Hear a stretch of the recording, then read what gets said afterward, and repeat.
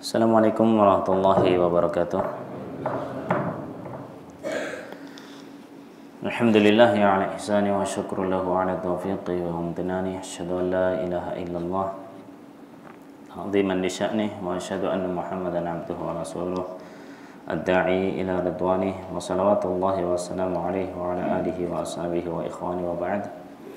Ma'asyiral muslimin wal muslimat a'azani Allah wa iyyakum. Alhamdulillah.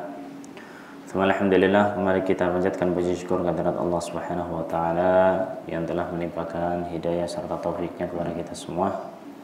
Sehingga alhamdulillah pada pagi hari ini kita masih diperkenankan untuk melakukan ketaatan padanya, yakni salat subuh berjamaah yang dilanjutkan dengan kajian Islam, yang kita berharap pada Allah Subhanahu wa taala semoga Allah menerima amal ibadah kita, mengangkat derajat kita, menghapus dosa kita dan memasukkan kita semua ke dalam surganya. Allahumma amin.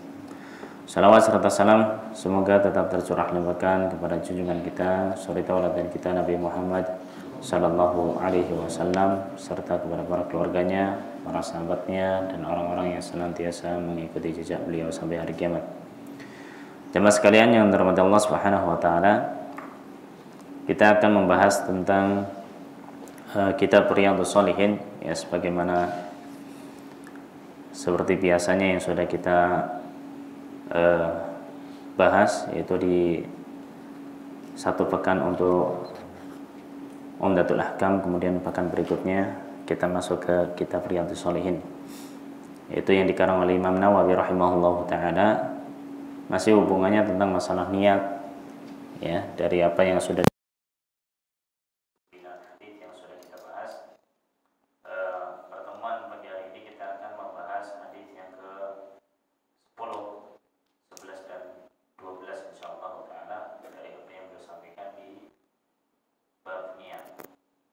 Ada 10, yaitu hadis Nabi sallallahu alaihi wasallam yang diriwayatkan oleh Imam Bukhari dan Imam Muslim, hadis yang sahih dari sahabat Abu Hurairah radhiyallahu taala anhu, di dalam lafadznya wa an Abi Hurairah radhiyallahu anhu qala qala Rasulullah sallallahu alaihi wasallam salatul rajuli fi jama'atin tazidu ala salatihi fi baitihi wa salatihi fi suqihi bid'an wa 20 darajah wa dhalika anna ahadahum idza tawadda'a fa ahsana al-wudu' thumma atal masjida la yanhazuhu illa as-salah la yuridu illa as-salah lam yakhtu khutwatan illa rufi'a lahu biha darajah wa hutta anhu biha khati'ah hatta yadkhul al-masjid fa idza dakhala al-masjid kana fi shalah ma kana fi salatu hiya tahbisuhu wal malaikatu yusalluna ala ahadikum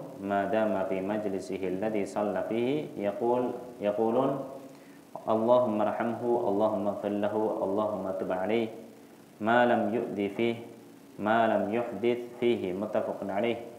Wa hadha lafdzul Muslim. Wa qawluhu sallallahu alaihi wasallam yanhazuhu huwa bi fathi al-ya'i wal ha' wa bizai ay yukhrijuhu wa yunhiduhu. Hadis yang ke-10 yaitu hadis Abu Hurairah radhiyallahu taala anhu.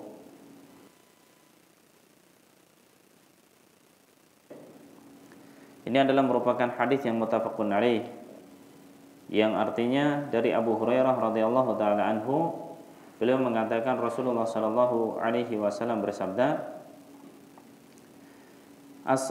salatul rajuli fi jama'atin tazidu ala salatihi fi baitihi wa salatihi fi suqihi. Salatnya seorang di jamaah, ya, salat berjamaahnya seorang. Jadi kita salat berjamaah di masjid, tazidu ala salatihi fi baitihi wa salatihi fi suqihi.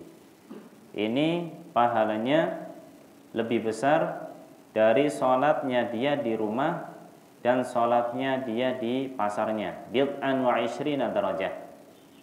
Itu 27 derajat.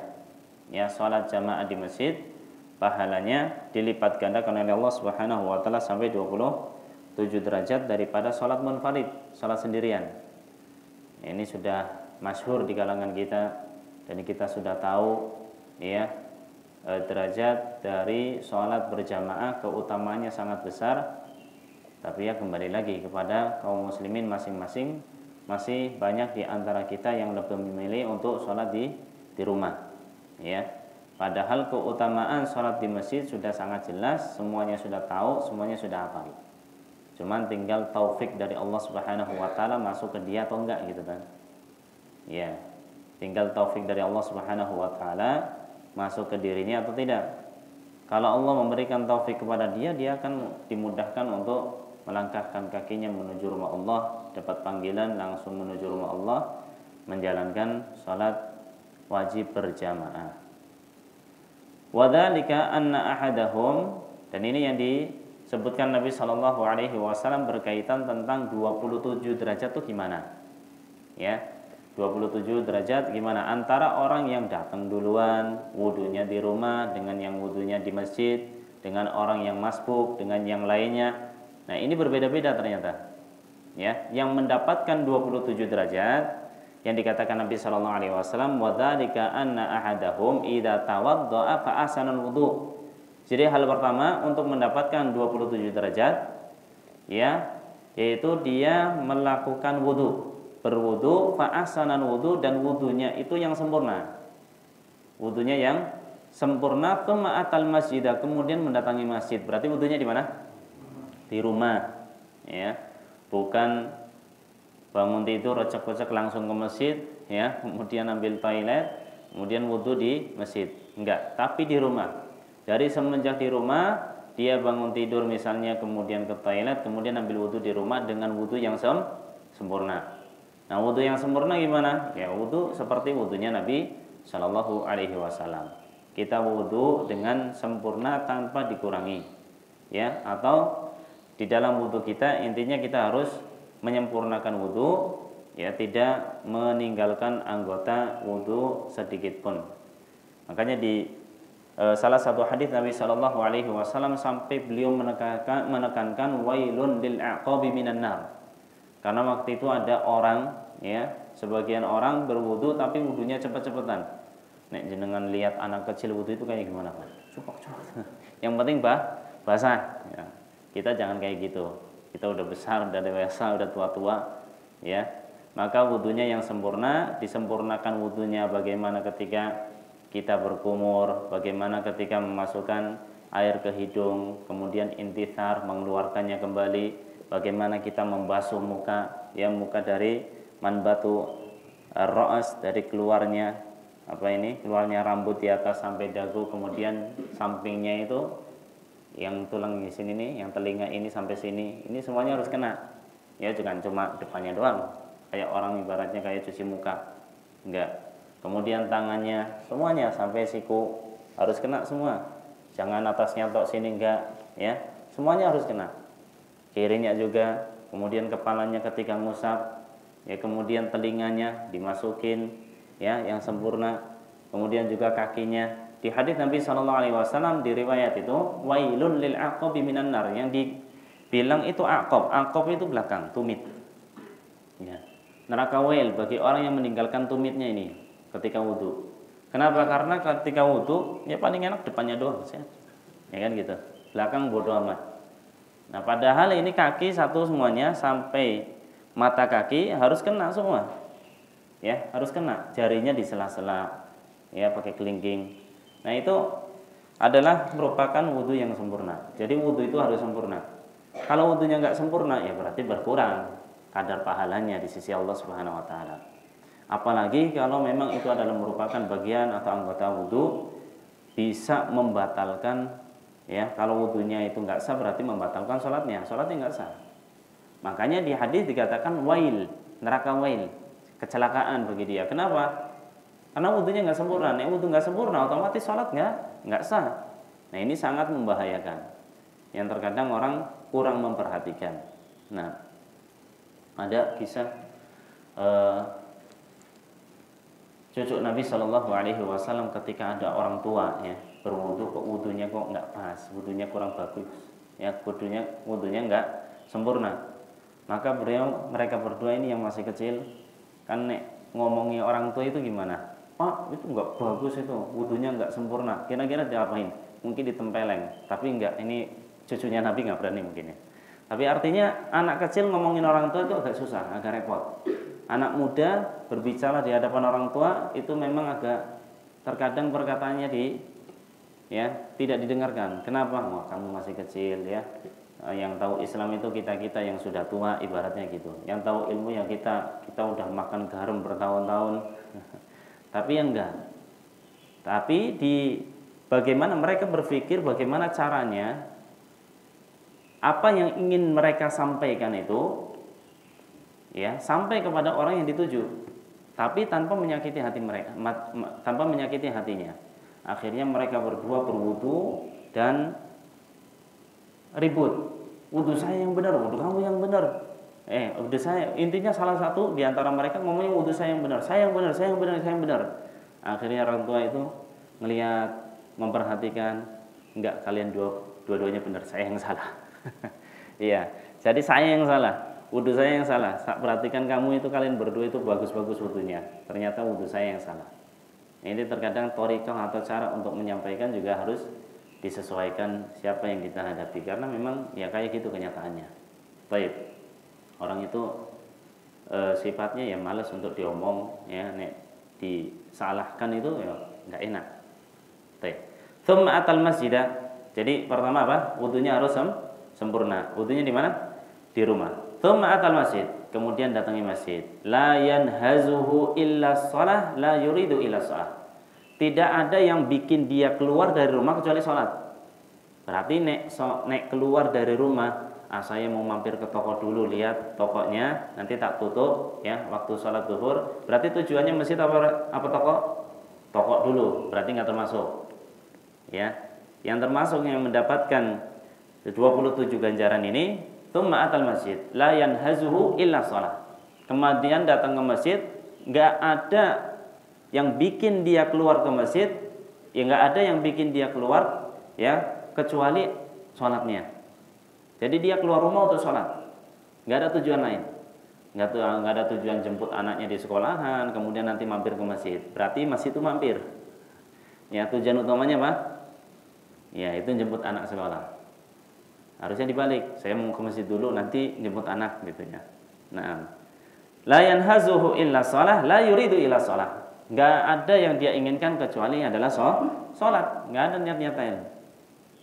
Lam yakhtu khutwatan illa rufi'a lahu biha darajah. Kalau ini dilakukan, maka dia akan mendapatkan yang disebutkan ada 4 ya kurang lebih.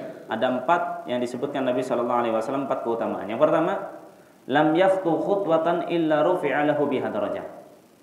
Dia ya setiap langkahnya, tidaklah langkah dia setiap langkahnya kecuali akan mengangkat derajatnya di sisi Allah. Setiap langkah derajat diangkat, satu langkah derajat diangkat, satu langkah derajat diangkat. Pertanyaannya, nek pakai motor, pakai mobil, langkahnya gimana gitu? Iya. Nah itu satu putaran kah atau gimana kah? Allahu a'lam. Ya. Kalau kita lihat dari apa yang disebutkan Nabi SAW, ini keutamaan bagi orang yang jalan kaki gitu. Ya, Allah alam. Kalau yang pakai motor, pakai mobil, ya bisa dicari sendiri. Ya. Lam yakhtu khutwatan illa rufi'a biha darajah. Jadi langkahnya dia, setiap langkahnya akan mengangkat derajat di sisi Allah Subhanahu wa taala. Tinggal dihitung aja. Ya, dari rumah ke masjid itu berapa langkah? Pak Saiful berapa langkah Pak Saiful? Dari rumah ke sini. Enggak dihitung. Iya, enggak dihitung.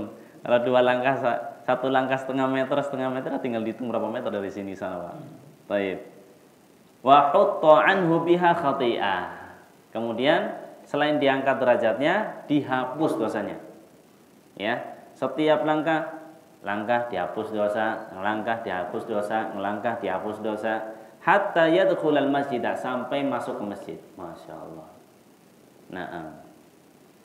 Fa idza dakhala al-masjid kana fi shalah, ini yang kedua tadi ya, dihapus dosanya. Fa idza dakhala al-masjid, kalau dia masuk masjid, kana fi shalah, maka natis sholatu hiya tahbisuhu. Ketika dia masuk ke masjid, kemudian akan dihitung oleh Allah Subhanahu wa taala masih mendapatkan pahala salat selama ya dia itu tertahan untuk sholat. Jadi waktu yang dia tunggu, dia nanti dari datang ke masjid sampai di didirikan sholat, itu terhitung sholat bagi dia. Masya Allah. Ya, kalau tadi subuh berapa menit? Jaraknya 25 ya. 25 menit kita datang sebelum adzan atau pas adzan datang, tet adzan kita udah di sini. Ya udah, dari semenjak kita datang ke sini tahiyatul masjid, kemudian sampai dikumandangkan iqamah. Sampai qomat, sampai kita sholat, itu terhitung sholat. Masya Allah, berarti lama banget nih jenengan berdiri 25 menit untuk sholat, itu gimana rasanya? Nggak kuat ya. Ini dihitung sholat. Masya Allah, sangat enak sekali ya Islam untuk mendapatkan pahala di sisi Allah. Ini yang ketiga, wal malaikatu yusalluna ala ahadikum madama fi majlisihi. Kemudian malaikat akan senantiasa ya bersalawat kepada kita. Salawatnya malaikat kepada kita itu artinya mendoakan kita. Yang keempat, malaikat loh, malaikat yang enggak pernah bermaksiat pada Allah. La ya'sunallaha ma amarahum wa yaf'aluna ma yu'marun. Malaikat mendoakan kita selama kita masih di majlis, di tempat salat kita, yaitu masjid ini. Ya. Alladzi shalla fihi, yang dia salat di dalamnya. Berarti kalau kita masih di sini, ini masih didoakan malaikat loh. Harus percaya, mana malaikat yang nggak usah gitu. Nanti ngelihat tinggal kabur pergi. Ya. Intinya kita didoakan malaikat. Malaikat di sekitar kita mendoakan kita, Masya Allah. Ini yang keempat. Apa yang dikatakan malaikat? Allahumma arhamhu, ya Allah rahmatilah mereka ini. Kita ini didoakan oleh malaikat. Allahumma arhamhu, Allahumma gfir lahu, Allahumma tub alaih. Ya Allah rahmatilah mereka, rahmatilah dia, yaitu orang yang salah tadi. Kemudian Allahumma gfir lahu, ya Allah ampunilah dia. Allahumma tub alaih, ya Allah terimalah taubatnya. Dan ini akan senantiasa didoakan oleh malaikat sampai kapan? Malam yuhdits fihi. Malam yuhdits fihi, yaitu sampai dia ya, hal ini dilakukan oleh malaikat selama dia itu tidak berbuat buruk, yaitu berkata yang kotor ya, tentang masalah keduniaan, masalah ini. Kita bicara dari tadi kan masalah hadis, masalah akhirat ya, masalah ilmu. Kalau dia berbicaranya hal-hal yang lain yang tidak ada hubungannya dengan ibadah, dengan ilmu agama, ya masalah duniawi, lagi-lagi masalah bisnisnya, lagi-lagi masalah proyeknya, lagi-lagi masalah ini, jangan dibawa ke masjid. Masjid itu ibadah ya, masjid lebih ditekankan ibadahnya. Kita saling tanya lah apa gimana sholat yang benar atau gimana, kita belajar aja. Yang kayak gitu malah lebih bermanfaat ya. Dunia di luar masjid aja ya. Makanya yang hubungannya dengan dunia, promosi, dagang, jualan di masjid nggak boleh ya, nggak boleh. Kenapa? Karena itu duniawi di luar masjid. Adapun di masjid kita lebih menekankan tentang urusan agama kita, urusan akhirat kita. Kemudian malam yuhdits fihi ya, dan selama dia itu tidak berhadas ya, dari awal wudunya sampai detik ini, sampai dia nanti keluar masjid itu tidak hadas ya. Jadi dia akan didoakan sampai dia tidak hadas. Yang udah hadas berarti doanya sudah selesai gitu, yang didoakan malaikat. Baik. Ini adalah lafaz dari Imam Muslim, dan apa yang dikatakan Nabi Shallallahu Alaihi Wasallam ini sangat bermanfaat untuk kita dan memotivasi kita. Ya, seharusnya memotivasi kita lebih dari apa yang sudah kita ketahui, bahwa sholat berjamaah itu memiliki pahala 20 derajat. Ternyata itu bukan hanya sekedar orang datang ke masjid sholat jamaah 27, enggak. Ada hal-hal yang dilakukan ya, ada hal-hal yang dilakukan. Tapi pada dasarnya sholat di masjid berjamaah ini memiliki kelebihan daripada dia sholatnya sendiri di rumah. Itu udah pasti ya. Selain manfaat pahala, manfaat akhirat, hatta duniawi pun kita akan bisa mendapatkan. Lihat ya, Pak Udi, Pak Saiful, Pak Pulni, semuanya pada sehat alhamdulillah. Ya, saling berinteraksi, banyak hal. Kita senyum di antara kita, ibadah lagi. Apa semuanya salam, ibadah lagi. Sangat banyak sekali. Nek sholat di rumah, udah di rumah tok sholatnya dia habis sudah. Nggak ada pahala-pahala yang lain.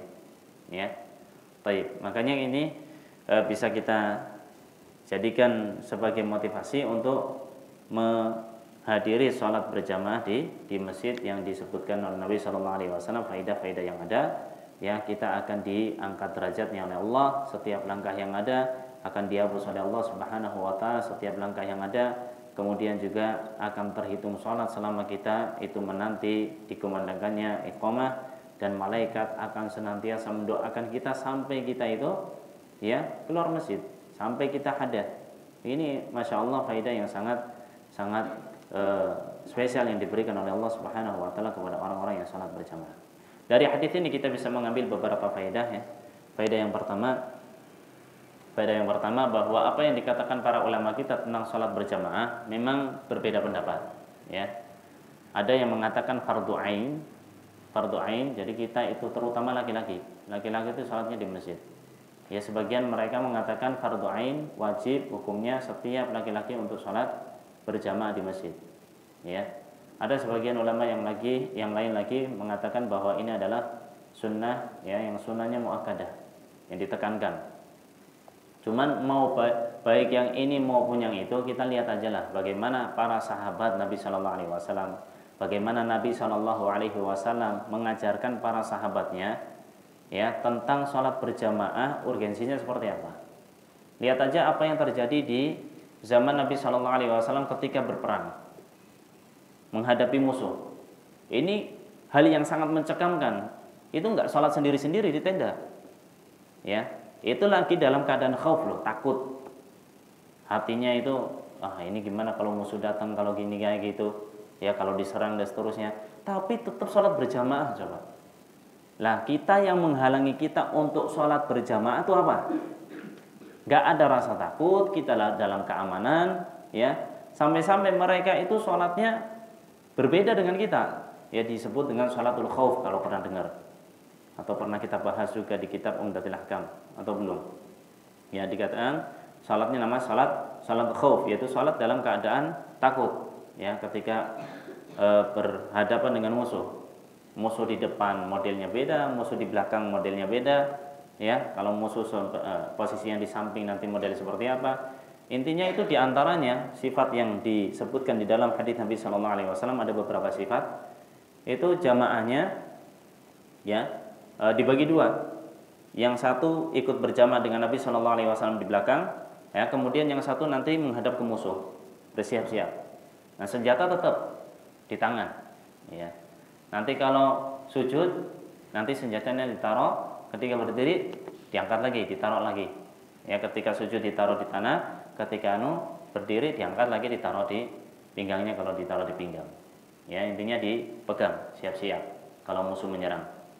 Dan itu dilakukan Nabi Shallallahu Alaihi Wasallam ketika sholat, ya, dengan jamaah yang di belakangnya. Yang pertama, itu misalnya kalau 4 rakaat, ya, mereka dapat 2 rakaat bersama Nabi Shallallahu Alaihi Wasallam, ya.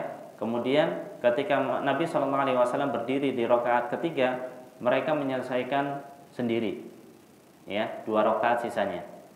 Mereka salam, kemudian datang taifah yang lain atau kelompok yang lain yang mereka jaga-jaga, salat bersama Nabi Shallallahu Alaihi Wasallam 2 rakaat sisanya Nabi Shallallahu Alaihi Wasallam. Ya, kalau Nabi sudah selesai mau salam, enggak salam dulu. Beliau menunggu mereka yang di belakang, ya, kloter yang kedua, untuk sholat menyelesaikan 2 rakaat. Ya, 2 rakaat yang sisanya. Kemudian kalau udah duduk semua siap untuk salam, baru Nabi Shallallahu Alaihi Wasallam salam. Jadi kelompok yang pertama dapat 2 rakaat, dapat takbir plus 2 rakaatnya. Kemudian kelompok yang kedua dapat 2 rakaat plus salamnya Nabi Shallallahu Alaihi Wasallam. Jamaah semua, masya Allah. Ini sholatul khauf. Dalam keadaan apa? Genting. Mereka cemas, mereka takut. Pun sholat jamaah. Lah, yang bikin kita nggak sholat jamaah di masjid itu apa kira-kira? Yang bikin kita takut apa? Nanti kalau ke Masjid Al-Ikhlas nanti diiniin sama Pak Udi, yang enggak. Ya, mau digalak, Pak Udi enggak. Diomelin di ini kan enggak ada alasan. Yang bikin kita enggak ke masjid itu apa? Males, itu aja. Baik, maka kita rubahlah. Ya, kita rubah masing-masing dari apa yang sudah biasa kita lakukan dari sholat sendiri. Yuk kita ke masjid, ya, kita ramaikan rumah-rumah Allah Subhanahu wa taala untuk sholat berjamaah di dalamnya. Nah, kemudian dari apa yang disebutkan Nabi Shallallahu Alaihi Wasallam, ya, orang yang sholat berjamaah mendapatkan 4 faidah tadi, ya, dia akan diangkat derajatnya, dihapus dosanya dari setiap langkahnya, kemudian akan terhitung sholat selama dia menanti sholat, ya, dan didoakan malaikat sampai dia itu berbicara tentang urusan duniawi ataupun sampai dia berhadas. Nah, kalau udah berhadas berarti sudah tidak didoakan malaikat. Dan doanya Allahumma arhamhu, Allahumma ighfir lahu, Allahumma tub alaih. Ya Allah, rahmatilah dia, ya Allah ampunilah dia, ya Allah terimalah taubatnya. Baik, kita lanjutkan di hadis berikutnya, hadis yang ke-11. Wa an Abil Abbas Abdullah bin Abbas bin Abdul Muttalib radhiyallahu anhuma an Rasulillah sallallahu alaihi wasallam fima yarwi an rabbih tabaraka wa ta'ala qala inna Allaha kataba al-hasanati was-sayyi'at thumma bayyana dhalika faman hamma bihasanatin falam ya'malha katabaha Allahu tabaraka wa ta'ala indahu hasanah kamilah wa in hamma biha fa'amilaha katabaha Allahu 'ashra hasanatin ila 700 dhifin ila ad'afin katsirah wa in hamma bi sayyi'atin falam ya'malha katabaha Allahu 'indahu hasanah kamilah wa in hamma biha fa'amilaha katabaha Allahu sayyi'atan wahidah. Muttafaqun alaih. Hadisnya muttafaqun alaih dari riwayat Imam Bukhari dan Imam Muslim. Baik. Dari Abu Abbas Abdullah bin Abbas, ya. Abdullah bin Abbas dan dia bapaknya Abbas. Jadi anaknya Abbas namanya Abdullah, bapaknya Abdullah ini Abbas gitu. Gitu. Makanya nih orang Arab ngafal sanad nasabnya, ya diantaranya mungkin karena namanya itu aja gitu loh. Ya, anaknya namanya bapaknya namanya kakek buyutnya. Ya. Kalau kita kan cari nama yang paling susah, yang enggak ada di dunia itu toh, yang belum ada seorang pun yang menamakan dengan nama itu. Carinya gitu. Ya. Kalau para sahabat Nabi Shallallahu Alaihi Wasallam ya memakai dengan nama-nama yang Islam ya sudah, Abdullah, Abdurrahman, Abbas, ya kayak gitu-gitu aja lah. Muter-muter itu aja, nggak ada yang namanya Budi Santoso, nggak ada. Baik. Abu Abbas Abdullah ibn Abbas, ya, anaknya Abdul Muttalib radhiyallahu anhuma. Dan Abbas ini pamannya Nabi, berarti Abdullah bin Abbas apanya Nabi? Sepupu. Nah, radhiyallahu anhu. An Rasulillah sallallahu alaihi wasallam, dari Rasulullah sallallahu alaihi wasallam fima yarwi an rabbih, yang beliau meriwayatkan dari Rabbnya, dari Allah. Kalau disebut Nabi sallallahu alaihi wasallam meriwayatkan dari Allah Subhanahu wa taala, ini namanya hadis qudsi, ya, disebut dengan hadis qudsi. Innallaha katabal hasanati wasayyi'at. Allah Subhanahu wa taala menuliskan, ya, kebaikan dan keburukan. Ada kebaikan, ada keburukan. Tsumma bayyana dzalika, kemudian Allah Subhanahu wa taala yang menjelaskan tentang hal itu. Apa yang dikatakan? Faman hamma bihasanatin.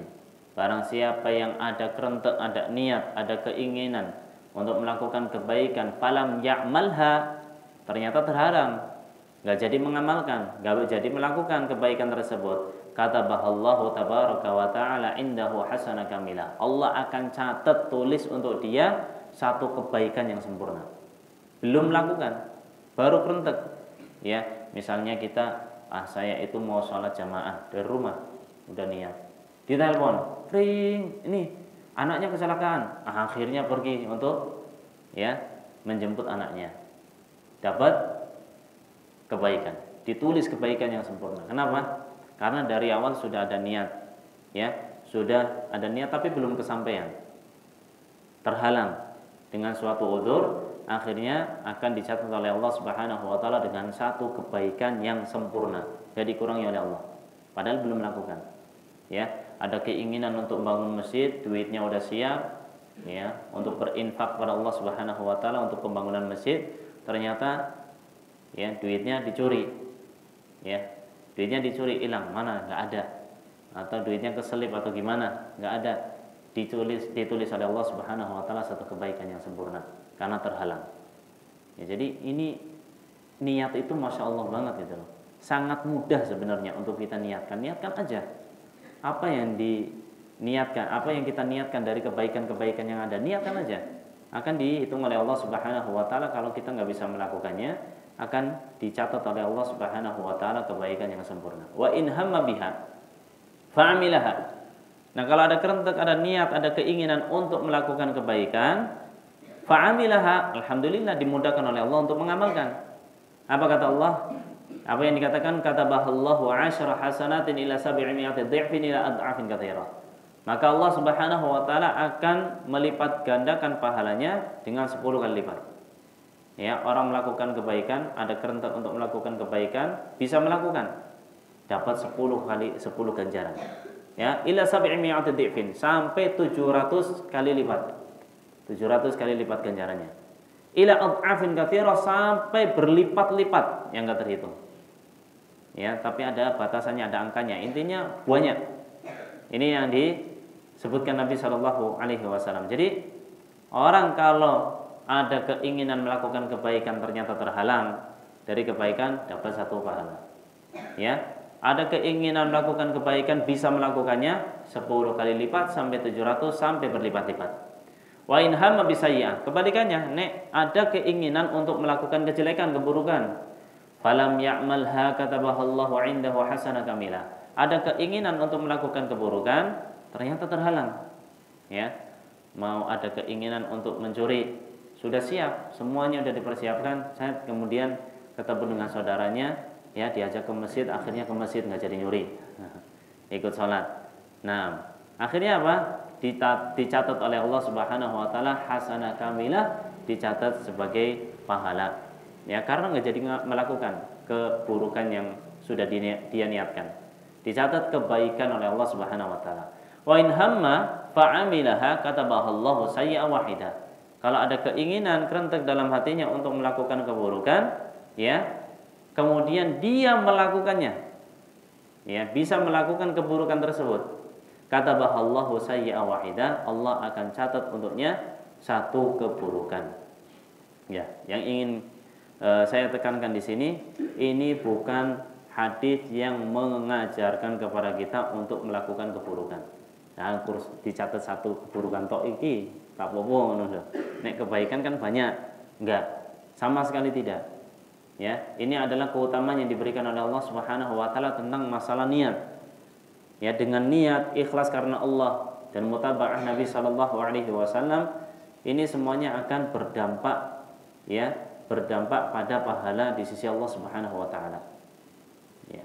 Jadi orang yang ibadah kepadanya, ya, dengan kebaikan-kebaikan yang dia lakukan, yang kebaikan-kebaikan yang dia niatkan, dan bisa atau tidak dia lakukan, ini semuanya berpotensi untuk mendapatkan pahala di sisi Allah Subhanahu wa taala, dan ini adalah merupakan dalil bahwa niat itu akan menjadikan seorang akan mendapatkan kebaikan di sisi Allah Subhanahu wa taala.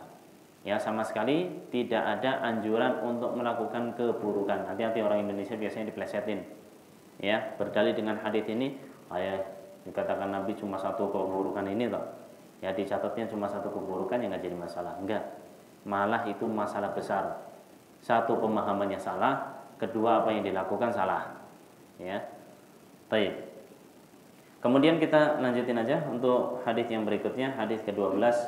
Ini hadisnya lumayan panjang dan insyaallah sudah sering didengar tentang kisah dari apa yang terjadi di umat-umat terdahulu yang disebutkan Nabi sallallahu alaihi wasallam. Wa an Abdurrahman bin Abdullah atau Abi Abdurrahman Abdullah bin Umar bin Khattab radhiyallahu anhuma qala sami'tu Rasulullah sallallahu alaihi wasallam yaqul intalaqa 3 nafarin mimman kana qablakum hatta awahumul mabit ila gharin fadakhalu. Ya, kita langsung terjemahkan aja dari Abu Abdurrahman, namanya Abdullah ibn Umar bin Khattab, anaknya Umar ibn Khattab radhiyallahu anhuma. Beliau mengatakan, saya mendengar Rasulullah sallallahu alaihi wasallam bersabda, intalaqa 3 nafarin mimman kana qablakum. Itu ada 3 orang, ya, laki-laki yang pergi untuk melakukan perjalanan dari umat terdahulu, dari orang-orang yang sebelumnya, umat terdahulu. Hatta awahumul mabit ila gharin, yang mengharuskan mereka untuk bermalam di goa. Nah, ini sudah sering didengar ya insyaallah, ya, tentang 3 kisah tentang kisah 3 orang yang tertutup di goa. Ya, mereka melakukan perjalanan, ternyata mengharuskan mereka untuk mabit, untuk bermalam, dan akhirnya terpaksa bermalam di goa. Fadakhalu, maka mereka pun masuk. Ya, karena dapat goa, ya nggak bisa bermalam kecuali di situ, ya udah masuk aja. Fanhadarat sakhratun minal jabal. Akhirnya goa itu tertutup, ya kejatuhan apa? Batu besar, ya yang menutup fasaddat alaihimul ghar, yang menjadikan mereka itu tertutup, nggak bisa keluar dari goa tadi. Faqalu, maka mereka pun mengatakan, innahu la yunjikum min hadhihi sakhrah illa an tad'ullaha bisalihi a'malikum. Sungguhnya Allah Subhanahu wa taala tidak akan menyelamatkan kalian dari batu besar ini kecuali kalian berdoa kepada Allah Subhanahu wa taala dengan ya amal-amal soleh kalian. Ya, akhirnya setiap mereka itu menyebutkan amalan soleh mereka untuk berwasilah, ya agar dibukakan oleh Allah Subhanahu wa taala, diselamatkan olehnya. Qala rajulun minhum, salah satu di antara mereka mengatakan, Allahumma kana li abawani syaikhani kabiran. Ya Allah, saya itu dulu punya dua orang tua yang sudah sepuh, sudah tua. Wa kuntu la aghbiqu qablahuma ahlan wala malan. Yang aku itu tidak minum terlebih dahulu, ya, tidak memberikan minum kepada siapa-siapa sebelum mereka berdua. Ya, saya itu memerah susu, enggak tak berikan ke siapa-siapa, enggak ke anak, enggak ke istri, enggak juga ke budak sayanya, apalagi saya pertama kali yang harus minum kedua orang tua saya. Masya Allah, ini birrul walidain ya. Kita kepada orang tua masih sangat jauh sekali dari yang seharusnya. Wa kuntu la aghbiqu qablahuma ahlan wala malan. Fana abi talabus syajar yauman falam urih alaihima hatta nama. Yang ada hal yang memaksakan saya untuk mencari mencari dedaunan yang jaraknya lumayan jauh untuk hewan ternaknya. Ya, akhirnya menjadikan dia itu pulang ke rumahnya pulang ke rumahnya itu akhirnya telat, nggak seperti biasanya. Nah, hatta nama, sampai dia mendapati kedua orang tuanya sudah tidur. Ya, sampai mendapati kedua orang tuanya sudah tidur. Fahalabtu lahuma ghubuqahuma fawajadtuhuma naimain. Akhirnya saya perah itu susu ya untuk mereka berdua, dan saya mendapati mereka masih tidur. Dua-duanya masih tidur. Fakarihtu an uqidhahuma wa an aghbiqa qablahuma ahlan aw malan. Dan saya merasa enggak ingin untuk mengganggu mereka berdua dari tidurnya. Akhirnya enggak dibangunin, dan saya pun tidak memberikan susu perah ini kepada siapa-siapa, enggak ke keluarga, enggak kepada ke budak sayanya. Nah, falabittu wal qadahu ala yadi antadhiru istiqadahuma hatta baraqal fajru wasibiyatu yatadaghawna 'inda qadami. Maka aku pun terdiam begitu aja, tangannya itu masih megang air susu perahan tadi, ya, dengan tempatnya, dengan wadahnya. Dan saya menanti keduanya itu bangun sampai fajar, ya, sampai waktu fajar, sampai subuh. Sedangkan anak-anak itu di bawah, di kakiku, nangis. Kenapa? Kelaparan. Ya. Dulu itu orang minum susu itu ya kayak makan. Ya, minum susu itu kayak makan. Kita itu minum susu minum aja gitu. Mereka ya dengan susu itu sudah ibaratnya mengenyangkan. Ya, kita memang kalau minum susu juga agak kenyang. Ya, tapi yang orang Indonesia itu susu ya kayak air biasa. Iya. Makan itu nasi gitu aja. Orang Arab makan kurma ya itu makanan gitu. Nah, kita makan kurma ya kurma banyak, ya nasi ya tetap gitu. Kalau belum makan nasi ya belum makan. Udah makan belum? Iya. Kalau yang lain jajan-jajan apa segala macam udah dimakan ya itu cuma cemilan ya. Termasuk kurma, termasuk susu dan yang lainnya. Nah, anak-anaknya nangis di kakinya karena kelaparan. Fastaiqadha fashariba ghubuqahuma. Akhirnya yang dinanti pun ya bangun. Keduanya akhirnya bangun dan minum ya susu perah tadi. Habis minum baru yang lain dikasih minum. Kata beliau, Allahumma in kuntu fa'altu dzalika ibtigha'a wajhika fafarrij 'anna ma nahnu fihi min hadhihi sakhra. Ya Allah, kalau yang saya lakukan ini adalah untuk mendapatkan wajahmu, mendapatkan keridhaanmu, maka ya bukakanlah, ya berikan kemudahan kepada kami dari kesukaran yang ada dari batu yang besar itu, ya batu yang besar yang menutup gua. Fan farajat syai'an la yastati'una al-khuruj minhu. Maka kemudian terbuka dikit tapi nggak bisa keluar. Ya, terbuka sedikit tapi tidak bisa keluar. Nah, ini siapa yang buka? Allah, ya. Kita itu belum pernah, ya. Mungkin belum pernah mendapati hal yang seperti ini. Kalau kita mendapati keadaan yang sangat genting, nah itu bakal lebih khusyuk dari biasanya ketika kita berdoa kepada Allah. Ya. Makanya ulama itu mengatakan berdoa, minta pada Allah, berdoalah seolah-olah kita itu di tengah laut di atas kayu sendirian. Kira-kira khusyuk nggak salah anunya? Ya, berdoanya. Ibadah pun kayak gitu. Ibaratnya kita kan ibadah berdoa, minta pada Allah agar diselamatkan. Coba keadaan kita taruh keadaan kita semisal itu, nggak ada yang lain, nggak ada yang bisa kita minta bantuan kecuali Allah. Pasti sangat khusyuk sekali kita berdoa, kita sholat. Tapi masalahnya kita masih merasa nyaman, tenang, damai, nggak ada apa-apa. Akhirnya ya doa ya sekedar ya Allah, biasa aja gitu, nggak ada apa-apa gitu. Nggak ada kehadiran hati ketika berdoa pada Allah. Ketika ibadah pada Allah Subhanahu Wa Taala, hatinya melayang-layang kemana-mana. Waliyadzubillah. Semoga Allah menyelamatkan kita. Baik. Wa qala al-akhar, yang lain mengatakan Allahumma in kanat li ibnatu ammi kanat ahabban nas ilayya. Ya, ada pun yang lain mengatakan bahwa saya itu punya saudara atau anak dari paman saya, anak perempuan.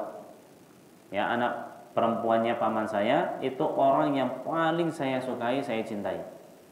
Berarti apanya? Sepupunya, ya. Sepupunya dia itu orang yang dia cintai. Wa fi riwayatin kuntu uhibbuha ka ashaddi ma yuhibbur rijal an-nisa. Kata dia di dalam riwayat yang lain bahwa si wanita ini adalah orang yang dia cintai, sangat dia cintai sebagaimana cintanya laki-laki kepada perempuan. Berarti kan sangat menginginkan si perempuan itu. Baik. Fa aradtuha ala nafsiha famtana'at minni hatta alammat biha sanatun minasinin. Maka saya pun mendatangi dia untuk meminta dirinya, ya. Meminta dirinya untuk tidur bareng dengan dia. Ya, famtana'at minni. Maka dia pun enggak mau, menolak apa yang diinginkan oleh dia si laki-laki ini. Hatta alamat bihasana minasinin. Sampai bertahun-tahun, ya akhirnya pun si wanita itu datang sendiri, ya. Si wanita itu yang menawarkan atau ada hal yang harus dia tunaikan, ya ada kesukaran yang dihadapi, datang ke si laki-laki ini. Faja'atni fa'ataituha ishrina wa mi'ata dinar. Maka aku pun memberikan kepada dia 120 dinar. Ya, 120 dinar. Ala an tukhalliya baini wa baina nafsiha. Syaratnya apa? Dia mau tidur bareng. Ya, dia harus menjadikan dirinya bersedia untuk lakukan apa-apa sama si laki-laki ini. Fa fa'alat, maka dia pun siap. Ya udah enggak apa-apa lah. Karena apa? Demi 120 dinar. Demi uang itu. Baik, ini berarti enggak ikhlas, ya, untuk memberikannya gitu. Cuman apa yang dilihat di akhirnya? Kita lihat. Apa yang terjadi di akhirnya? Kita lihat hatta idza qadartu 'alaiha. Sampai saya itu mampu untuk melakukan segala apa yang saya inginkan untuk di depan dia. Wa fi riwayatin falamma qa'adtu baina rijlaiha. Dalam riwayat yang lain, maka ketika saya sudah duduk di atas kedua kakinya, nah ini bahasanya bahasa kinayah ya. Ya kalau kita mungkin lebih bahasa yang lebih jorok-jorok gimana gitu ya. Tapi ini bahasanya Masya Allah sangat bagus sekali. Ya, falamma qa'adtu baina rijlaiha, sehingga sampai saya itu duduk di antara kedua kakinya, yang enggak usah dijelasin. Baik. Qalat ittaqillah wa la tafuddal khatama illa bihaqqih. Maka si wanita ini hanya mengatakan bertakwalah kepada Allah Subhanahu wa taala, jangan kau buka cincin itu dengan hak kecuali dengan haknya. Maksudnya cincin apa? Ya, farajnya. Ya, kemaluannya si wanita ini. Ya, jangan kau buka itu cincin, maksudnya jangan kau jadikan keperawananku ya, itu diambil olehmu kecuali dengan haknya, yaitu nikah. Ya. Baik. Maka seketika itu dia pun ingat Allah Subhanahu wa taala, fansaraftu anha wa hiya ahabbun nas ilayya wa taraktu adh-dhahaba alladhi a'taituha. Maka aku pun langsung pergi, menghindar darinya, padahal dia pertama orang yang paling aku sukai, ya. Kemudian keadaan dia sudah siap, sangat memungkinkan, nggak ada penghalang yang lain. Orang yang paling dia cintai, keadaannya sudah gampang banget, ya. Ibaratnya tinggal diterkam gitu kan. Wa taraktu adh-dhahaba alladhi a'taituha. Aku pun meninggalkan itu, ya, dinar-dinar yang aku berikan kepada dia. Emasnya ditinggalin. Nah, Allahumma in kuntu fa'altu dzalika ibtigha'a wajhika fafruj 'anna ma nahnu fihi. Ya Allah, kalau seandainya ini saya lakukan ikhlas karenamu untuk mendapatkan wajah-Mu ya Allah, maka selamatkanlah kami, ya, dari apa yang kami berada di dalamnya. Fan farajati sakhrah ghaira annahum la yastati'una al-khuruj minha. Ya, maka terbuka dikit lagi. Ya, terbuka dikit lagi, cuman mereka masih belum bisa keluar dari situ. Dan ini dikuatkan dengan hadis Nabi sallallahu alaihi wasallam yang lainnya, ya, yaitu sab'atun yudhilluhumullahu yauma la dhilla illa dhilluh. Ada 7 golongan yang Allah Subhanahu wa taala akan berikan naungan di akhirat, yang di hari itu tidak ada naungan, tidak ada perlindungan kecuali dari Allah. Yaitu diantaranya laki-laki yang seperti ini, yang dia mendapati wanita sudah sudah siap dan kemudian meninggalkan karena Allah Subhanahu wa taala. Meninggalkannya karena Allah Subhanahu wa taala. Ya. Jangan kita berharap mendapati keadaan seperti ini, belum tentu kita bisa, ya. Belum tentu kita bisa. Bisa jadi kita menjadi orang-orang yang imannya ya akhirnya kalah. Akhirnya terjadilah apa yang terjadi. Ya, mungkin setan lebih kuat, hawa nafsu kita juga mendorong. Nah, makanya ya hal yang terbaik yang kita lakukan, hindari segala apa yang menjerumuskan pada perzinaan. Baik. Kemudian waqalati tsalits, ada pun yang ketiga mengatakan Allahumma sta'jartu ujara wa a'taituhum ajrahum ghaira rajulin wahidin taraka alladhi lahu wa dhahaba. Ya Allah, saya itu pernah menyewa para pegawai, ya. Semuanya sudah saya kasih, ya, sudah kasih haknya, gajinya, kecuali satu orang yang dia pergi entah kemana, meninggalkan haknya dia, meninggalkan upahnya dia. Fathammartu ajrahu hatta kathurat minhul amwal. Maka haknya dia yang ada ini, upahnya, aku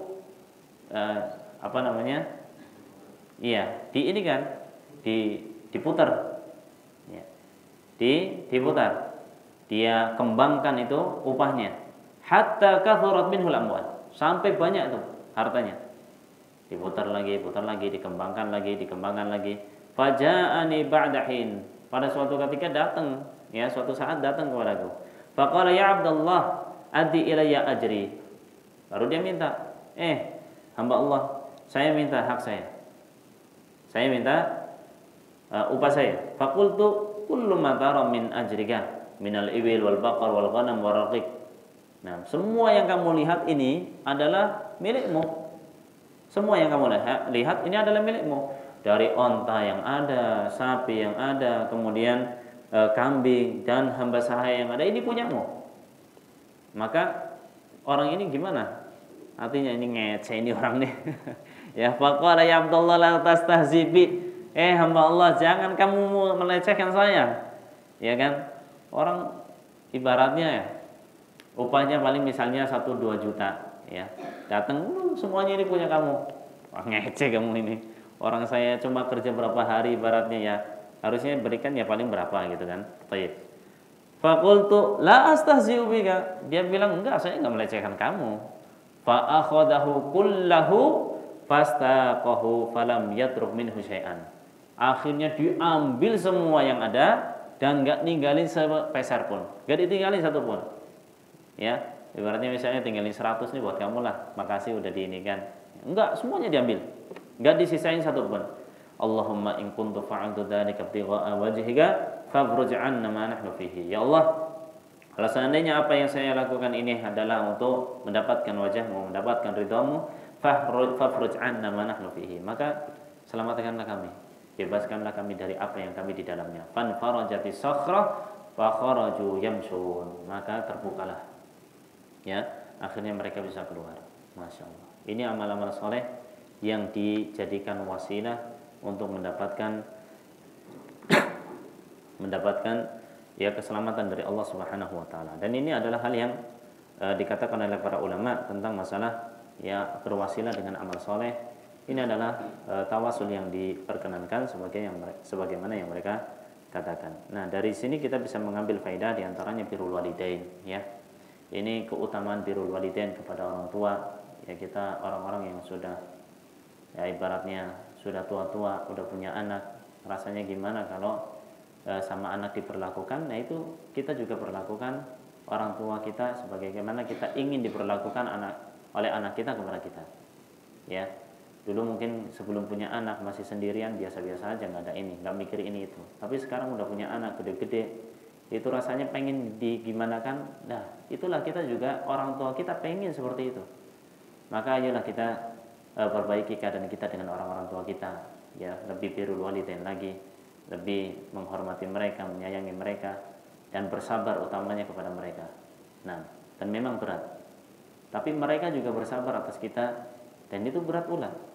Baik, ala kulli hal, yang penting kalau kita melihat ya, memang benar apa yang dikatakan, kalau orang tua kepada anaknya itu menginginkan kehidupannya, segala kebutuhan dia berikan, segala apa yang diinginkan ya yang bermanfaat untuk dia diusahakan. Tapi nek anak ke orang tua, kalau kita lihat keadaan yang ada, malah menginginkan cepat matinya orang tua, betul nggak? Iya. Ini kapan nih orang mati, kan gitu? Waliyadzubillah, waliyadzubillah. Dan itu memang tidak akan tergantikan. Kita akan menyesal setelah mereka meninggal. Ya, bakal tahu setelah mereka nggak ada bahwa ternyata kita sangat-sangat kurang dalam berkhidmat kepada orang tua. Maka bagi yang punya orang tua, yang kita ya perbaiki hubungan kita dengan orang tua, sabar dengannya, kita ya lebih birrul walidain kepada mereka. Kemudian faedah yang selanjutnya, keutamaan al-iffah, yang menjaga diri, menjaga kehormatan, ya. Dan di sini juga orang ini berwasilah dengan menjaga kehormatan dari apa yang sudah dimudahkan oleh Allah Subhanahu wa taala, dan akhirnya mendapatkan keridhaan Allah Subhanahu wa taala dengan wasilah tadi. Akhirnya dibukakan bukakan batu yang besar tadi. Baik, kemudian juga keutamaan berwasilah kepada Allah Subhanahu wa taala dengan amanah, ya, dari keikhlasan dalam beramal, ya, amanah yang diberikan dari uang yang dititipkan atau yang berada di tangannya, ya diberikan lagi. Jadi ini amanah yang sudah ada di kita, ya, harta yang kita kembangkan. Kalau itu bukan punya hak kita cari siapa yang punya hak, mana orangnya.